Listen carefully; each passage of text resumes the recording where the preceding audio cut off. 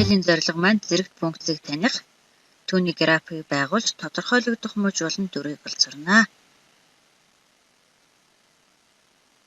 За зэрэгт функц маань f od x тэнцүү x-ийн r зэрэг хэлбэртэй байна. Зэрэгт функцийн r нь зэргийн илтгэгч, x нь зэргийн суурь. За зэрэгт функцийн зэргийн илтгэгч r нь бүхэл болон бутархай тоонууд байна. Бүхэл тоонуудын хувьд эерэг бүхэл тоо болон сөрөг бүхэл тоонууд байна. За эерэг бүхэл тоогоо англи эерэг тэгш бүхэл тоо, эерэг сондгой бүхэл тоо. Сөрөг бүхэл тоогоо англи сөрөг тэгш тоо, сөрөг сондгой тоо. За доорх жишээнүүдийг ажиглая. За бутархай тоонуудын хувьд эерэг бутархай тоо, сөрөг бутархай тоонууд байна. Бутархай тоонуудын хуваар нь тэгш болон сондгой тоонууд бийж болно. За доор бичсэн жишээнүүдийг ажиглаарай.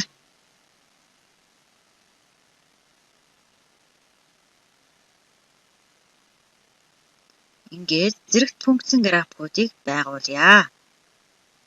Эхлээд зэрэгт функцийн графикийн зэргийн илтгэгчийг бүхэл тоо үед авч үзье. X-ийн квадрат, x-ийн 4 зэргийн функцийн графикийг ажиглаарай.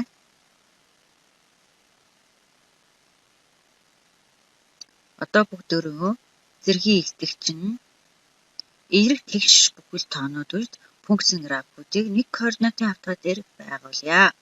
Өөрөөр хэлбэл x-ийн квадрат, x-ийн 4 зэрэг, x-ийн 6 зэргийн функцүүдийг нэг координатын хавтгай дээр байгууллаа. Координатын ихийг дайрсан 1, 2 дугаар мөчид зурагдсан функцийн графикууд байна. Зэргийн илтгэгч нь 2, 4, 6 гээд ихсэх тусам y тэнхлэг рүүгээ функцийн график маань төхөж зурагдсан байна. Тодорхойлогдох муж буюу x-ийн авч болох утга нь хасгалзгааргүйгээс нэмэх хязгааргүй.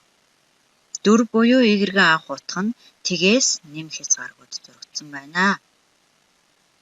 За x-ийн зэргийн илтгэгчийг 3, 5 үед функцийн графикуудыг байгуулад ажиглацгаая.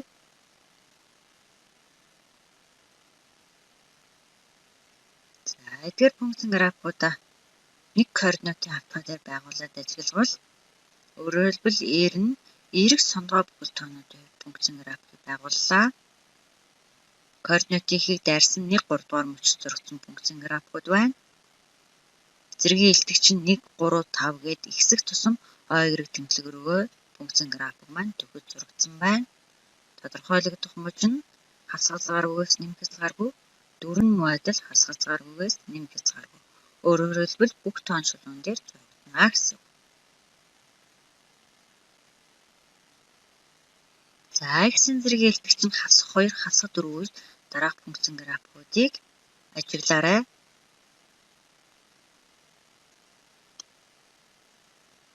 За эдгээр функцийн графикуудыг нэг координатын хавтгай дээр байгуулъя.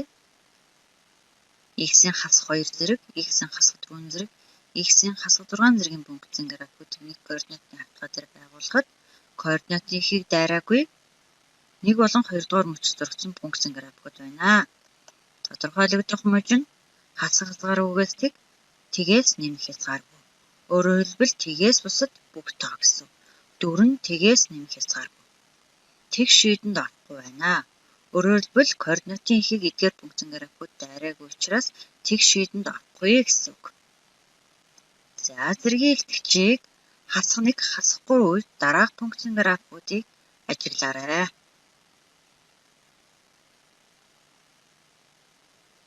Эдгээр функцийн графикуудыг нэг координатын хавтгай дээр одоо байгуулъя.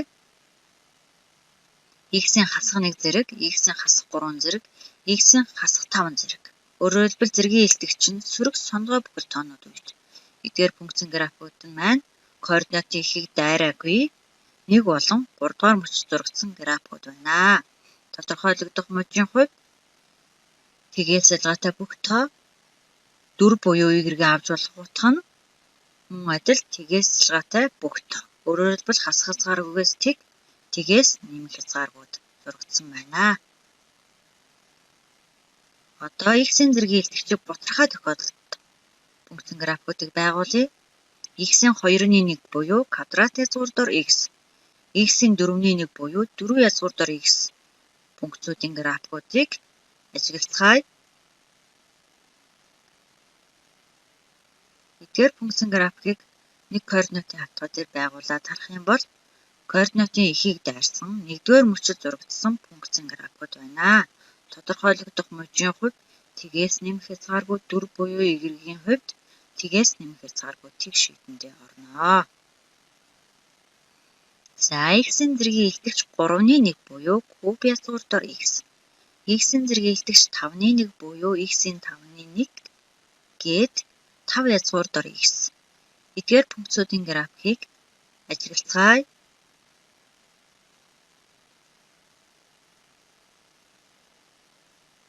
За хамттан байгуулад харвал координатын эхийг дайрсан 1 болон 3 дугаар мөчид зурагдж байгаа графикууд байна. Тодорхойлогдох мужийн хувьд хас хязгааргүйгээс нэмэх хязгааргүй 4 нь муу адил хас хязгааргүйгээс нэмэх хязгааргүй. Өөрөөр хэлбэл бүх тоон шулуун дээр эдгээр функцийн графикууд зурагдж байна. За зэргийн илтгэгч нь хасах 2-1 үед нэгийг хуваах нь квадрат язгуур дор x. X-ийн хасах 4 зэрэг гэдэг маань нэгийг хуваах нь 4 язгуур дор x. Эдгээр функцийн графикуудыг ажиглацгаая.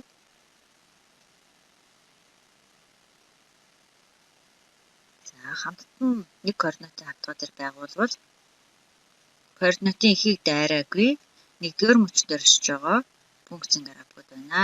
Тодорхойлогдох муж нь тгээс нэмэх хязгааргүй 4 нь муу адил тгээс нэмэх хязгааргүй. Тгийн шийдэндээ орохгүй гадна тийшээ хаалттай байна гэсэн. Өөрөөр хэлбэл эдгээр функцийн график нь координатын эхийг дайраагүй гэсэн үг.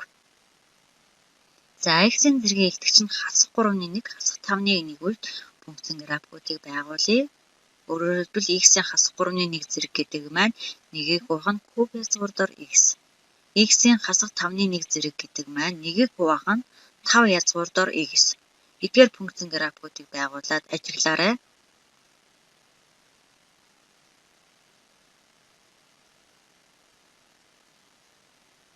За хамттны координатын хавтгай дээр байгуулах юм бол координатын эхийг дайраагүй 1 3 дугаар мөчид зурагдсан функцийн графикууд байна. Тодорхойлогдох муж нь хас хязгааргүйгээсдэг тгээс нэмэх хязгааргүй. Өөрөөр хэлбэл тгээс бусад бүх тоо 4 нь муу адил хас хязгааргүйгээсдэг тгээс нэмэх хязгааргүй.